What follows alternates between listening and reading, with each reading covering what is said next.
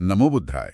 उस प्रज्ञा को नमन जो केवल देखती नहीं बल्कि देखने के भीतर छिपे सत्य को पहचानती है, जो अनुभव को पकड़ती नहीं बल्कि उसे उत्पन्न और विनष्ट होते हुए देखती है। उस जागरूकता को नमन जो हर संपर्क में छिपे बंधन को पहचान लेती है। उन सम्यक संबुद्ध गौतम बुद्ध को नमन जिन्होंने ये प्रकट किया कि जो कुछ अनुभव में आता है वो तृष्णा, द्वेष और मोह की अग्नि में जल रहा है। जिन्होंने केवल शांति की बात नहीं की बल्कि ये दिखाया कि अशांति कहाँ से उत्पन्न हो रही है। तथागत उस बोध को नमन जो हर अनुभव के भीतर छिपी जलन को देखता है। और उस धम्म को नमन जो प्रत्यक्ष देखने से बंधन को समाप्त कर देता है। आप सुन रहे हैं बुद्धा ज्ञान पथ ऑफिशियल। ये एक चेतन मंच है जो मानवता, करुणा और श्रेष्ठ समाज के निर्माण के लिए समर्पित है। और ये है महान बौद्ध ग्रंथ सीरीज, जहां हम बौद्ध धर्म के महान ग्रंथों के माध्यम से उस प्रत्यक्ष, शाश्वत और परीक्षित ज्ञान से जुड़ते हैं जो केवल विचार या मान्यता नहीं बल्कि उन अनुभूत सत्यों का संकलन है जिन्हें तथागत और साधकों ने स्वयं देखा। जी, जहां ये ग्रंथ केवल पढ़ने के लिए नहीं बल्कि जीवन को समझने की दृष्टि देने के लिए है। जहां हर सुत केवल शब्द नहीं बल्कि एक जीवित मार्गदर्शन है जो साधक को भ्रम से स्पष्टता की ओर ले जाता है। जहां इन महान ग्रंथों से जुड़ना इसलिए आवश्यक है क्योंकि यही वे आधार हैं जो धम्म को शुद्ध, प्रामाणिक और विकृतियों से मुक्त रखते हैं। जहां बिना इनके समझ कल्पना बन सकती है और इनके साथ अनुभव सत्य के और निकट पहुंचता है। बिल्कुल। जहां ये ग्रंथ समय से परे एक प्रकाश है जो हर युग में हर साधक को सही दिशा दिखाते हैं। आज का विषय है आदित्य पर्याय सुत्त संयुक्त निकाय 35.28। इतनी गंभीर और बौद्धिक परिचर्चा आप सुन रहे हैं बुद्धा ज्ञानपथ ऑफिशियल पर। बने रहें हमारे साथ। और इस परिचर्चा के अंत में एक प्रश्न रखा जाएगा जो बोध को और गहराई में ले जाएगा। तो प्रारंभ करते हैं आज की ये गहन बोध यात्रा। इस बोध यात्रा में प्रवेश करते हुए मन स्वाभाविक रूप से अत्यंत शांत और एकाग्र अवस्था की ओर मुड़ जाता है। देखिए, आदित्य पर्याय सुत्त कोई साधारण उपदेश नहीं है। यह चेतना के सोए हुए स्तरों को झकझोर देने वाला एक परम और प्रत्यक्ष सत्य है। इस ज्ञान यात्रा के इस चरण में दृष्टि उस उपदेश की ओर जाती है जहां तथागत ने एक अत्यंत स्पष्ट, तीव्र और निर्भीक सत्य प्रकट किया। उन्होंने कहा, सब कुछ जल रहा है। जी, सब कुछ जल रहा है। अब जब ये वाक्य भीतर गूंजता है ना, तो मन में एक बहुत गहरा प्रश्न उठता है। मतलब अगर हम चारों ओर दृष्टि दौड़ाएं तो वृक्ष शांत खड़े हैं, आकाश अपनी जगह पर है, भवन स्थिर है। बिल्कुल, बाहर से तो सब शांति दिखता है। हाँ, बाहर कोई भौतिक अग्नि, कोई धुआं या लपटें तो दिखाई नहीं देती। संसार तो वैसा ही प्रतीत होता है जैसा वो है। तो फिर ये जलना कैसा है? ये कौन सी आग है जो बाहर नहीं बल्कि भीतर जल रही है? ये शंका बहुत ही स्वाभाविक है और आदित्य पर्याय सूत्र का मर्म ही यही है कि यह अग्नि बाहर के वनों या भवनों को नहीं जला रही है। तथागत बहुत ही सूक्ष्म स्तर पर समझाते हैं कि आंख जल रही है, रूप जल रहा है, आंख और रूप का संपर्क जल रहा है और उस संपर्क से उत्पन्न होने वाली वेदना भी जल रही है। ये जो देखने की पूरी प्रक्रिया है ना, वही स्वयं में एक धधकती हुई अग्नि है। थोड़ा रुकते हैं यहाँ, क्योंकि ये समझना थोड़ा कठिन प्रतीत होता है। जी, पूछिए। किसी दृश्य का अच्छा लगना या बुरा लगना तो एक बात है, परंतु यदि कोई अत्यंत सुंदर दृश्य सामने हो, जैसे मान लीजिए भोर का सूर्योदय हो, किसी खिले हुए पुष्प का रंग हो या किसी प्रिय का मुख हो, तो उसे देखने से तो भीतर एक सुखद अनुभूति होती है ना, आनंद की एक लहर उठती है। तो फिर उसे अग्नि क्यों कहा जा रहा है? अग्नि का स्वभाव तो जलाना है, पीड़ा देना है। यहां सुखद अनुभव को अग्नि कहना, क्या यह एक विरोधाभास नहीं लगता? विरोधाभास प्रतीत अवश्य होता है, परंतु है नहीं।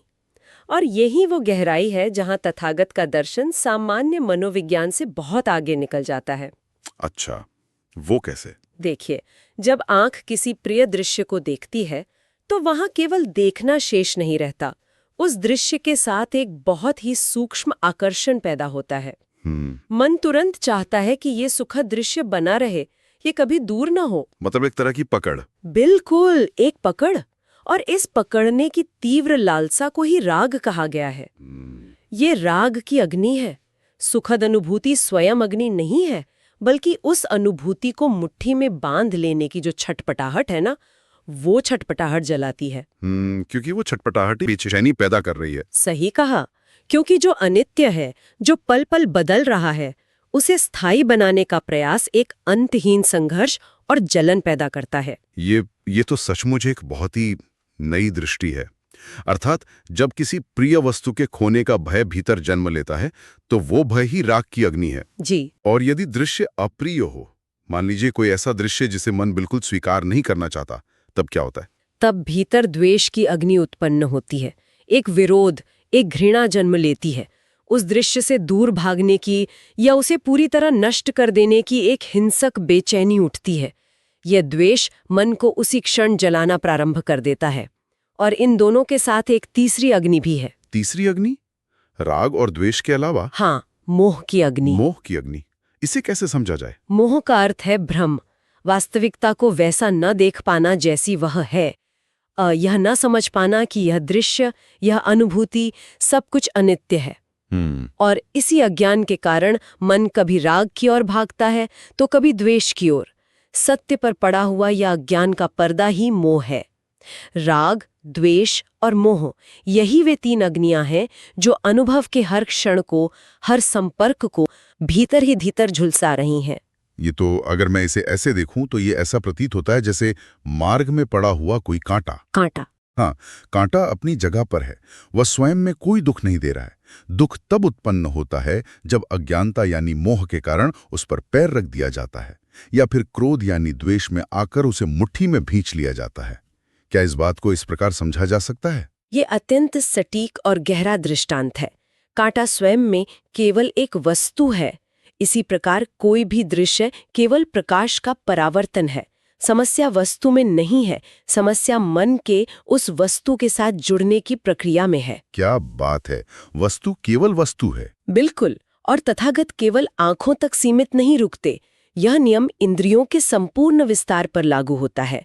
कान और ध्वनि जल रहे हैं, नाक और गंध जल रहे हैं, जिह्वा और स्वाद जल रहे हैं। शरीर और स्पर्श भी? जी, शरीर और स्पर्श जल रहे हैं। यहाँ तक कि मन और उसमें उठने वाले विचार भी इसी राग, द्वेष और मोह की अग्नि में जल रहे हैं। एक क्षण, यदि यह कानों और ध्वनि पर भी उसी प्रकार लागू होता है, तो इसका अर्थ बहुत व्यापक हो जाता है। कैसे? मान लीजिए कि कानों में कोई निंदा भरा अत्यंत कठोर शब्द पड़ता है।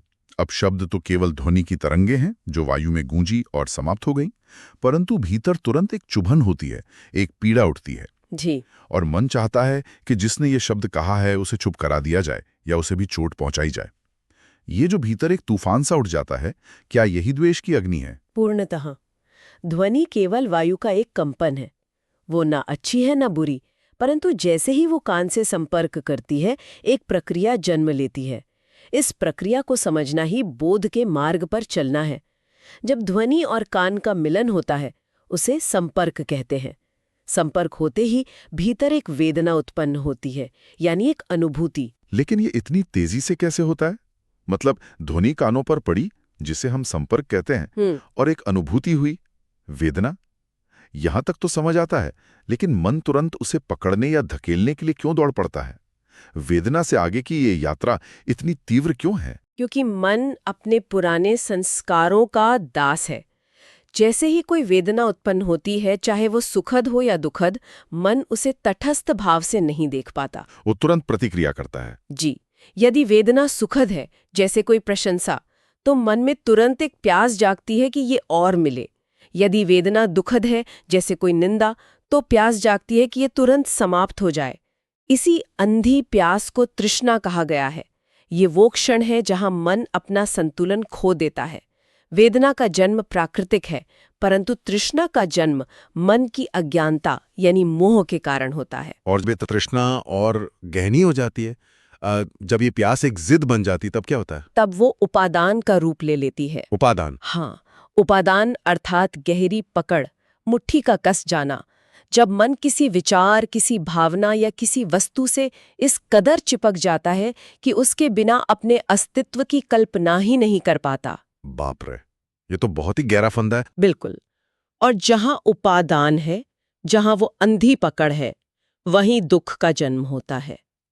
यही वो प्रतिक्रिया का चक्र है जो निरंतर अत्यंत तीव्र गति से हर क्षण घूम रहा है। संपर्क, वेदना, तृष्णा, उपादान और फिर दुख।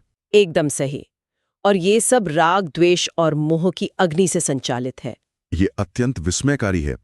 इसका अर्थ ये हुआ कि जिसे हम स्वयं का जीवन समझते हैं, वो वास्तव में केवल इस अग्नि में जलने और प्रतिक्रिया करने का एक अंतिम चक्र है। जी, यदि इस अत्यंत तीव्र गति से चलने वाली प्रक्रिया को प्रज्ञा के प्रकाश में नहीं देखा गया, तो ये अग्नि जन्म जन्मांतर तक ऐसे ही ईंधन प्राप्त करती रहेगी। सत्य है। और धम्म का पूरा विज्ञान इसी अग्नि को ईंधन देने से रोकने का विज्ञान है। जब तक ये स्पष्ट नहीं होता कि अग्नि बाहर नहीं बल्कि स्वयं के भीतर हमारी अपनी प्रतिक्रियाओं में जल रही है, तब तक इसे शांत करने का कोई भी बाहरी उपाय काम नहीं आ सकता। इस अंधी पकड़ और भीतर सुलगते इस अग्नि को शांत करने के मार्ग को और गहराई से समझने से पहले एक अत्यंत विनम्र स्मरण। धम्म की इस शुद्ध धारा को प्रवाहित रखने के लिए और इस गहन चिंतन को समाज के हर वर्ग तक पहुंचाने के लिए बुद्धा ज्ञानपथ ऑफिशियल चैनल से जुड़ें और इसे सब्सक्राइब अवश्य करें। जी बिल्कुल। इस परिचर्चा के दौरान आपके भीतर जो भी विचार या बोध उत्पन्न हो रहे हैं, जो शंकाएं या अनुभूतियां जन्म ले रही हैं, उन्हें कमेंट के माध्यम से साझा करें। ये यात्रा एकांगी नहीं है, ये एक सामूहिक जागरण का प्रयास है। ऐसे ही सामूहिक और निरंतर प्रयासों से यह चेतना का मंच जीवंत रहता है। तो अपनी चर्चा के उस अत्यंत महत्वपूर्ण बिंदु पर लौटते हैं जहां अग्नि के शमन की बात आती है।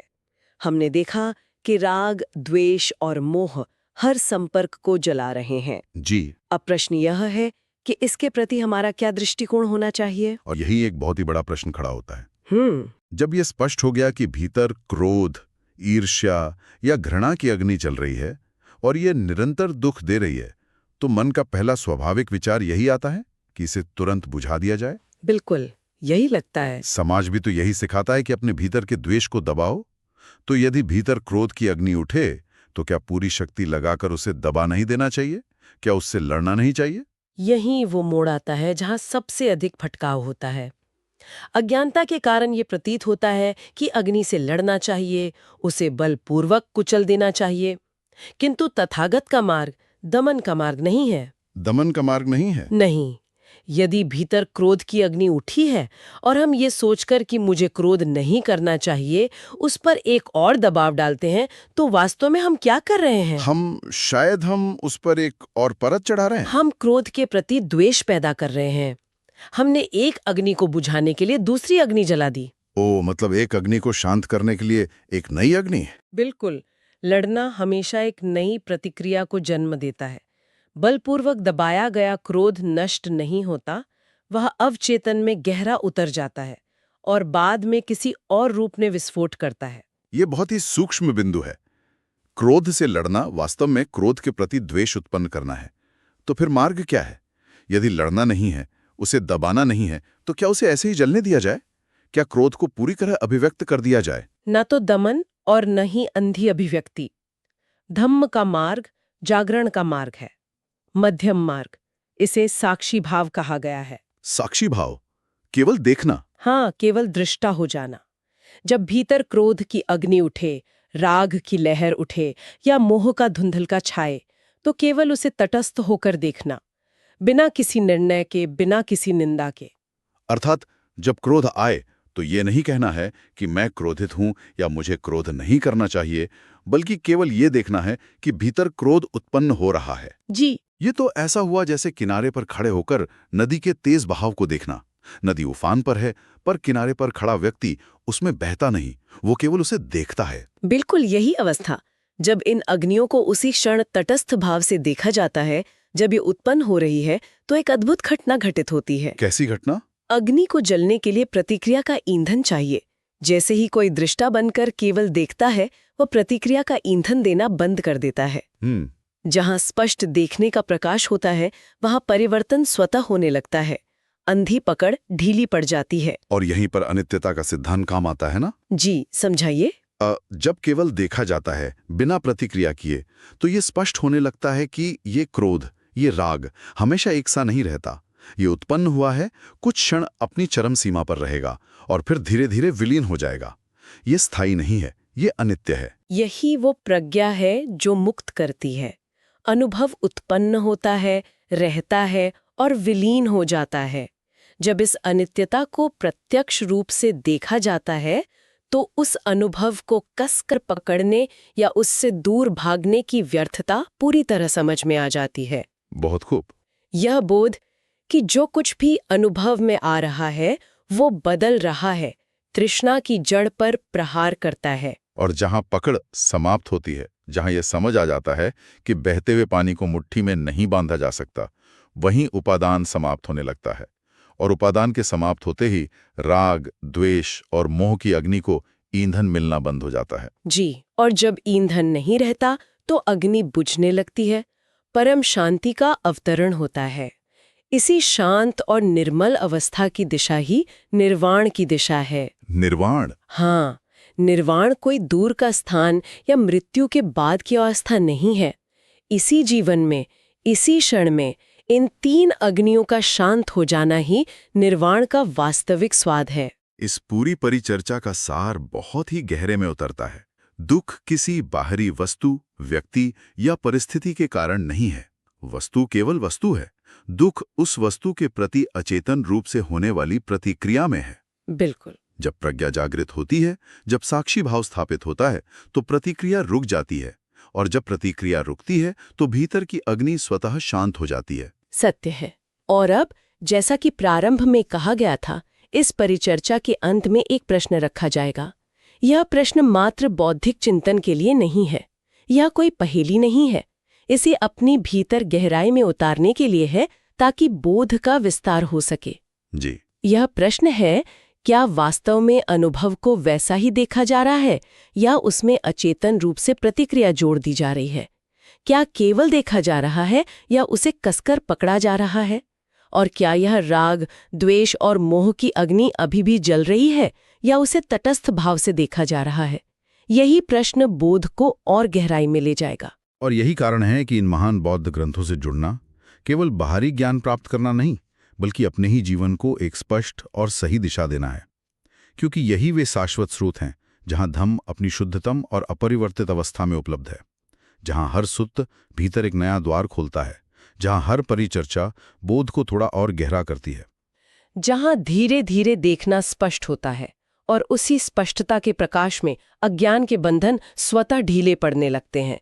इसलिए इस महान बौद्ध ग्रंथ सीरीज से जुड़े रहना केवल सुनना नहीं, बल्कि एक सतत आंतरिक यात्रा का हिस्सा बनना है, जहां हर अगला चरण पिछले से जुड़ा हुआ और बोध के स्तर पर उससे अधिक गहरा होता है। और इसी निरंतरता में समझ परिपक्व होती है और सत्य प्रकट होता है।